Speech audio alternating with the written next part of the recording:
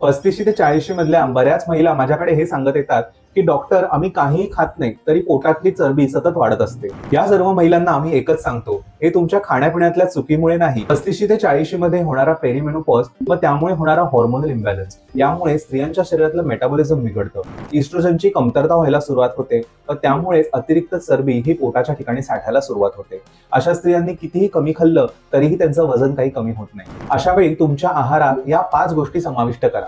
Soy products मध्ये असलेल्या आयसोफ्लेव्हन्समुळे स्त्रियांच्या शरीरात होणारा हॉर्मोनल इम्बॅलन्स दूर होतो.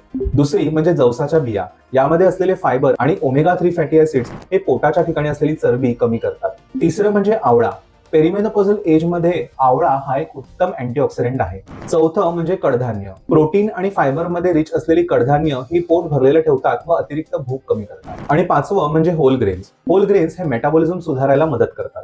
पेरिमेनोपॉझल एज मध्ये तुमचं सुद्धा वजन वाढत असेल व ते कमी होत नसेल तर आमच्याशी नक्की संपर्क करा. कन्सल्टेशनसाठी नंबर खाली दिलेला आहे.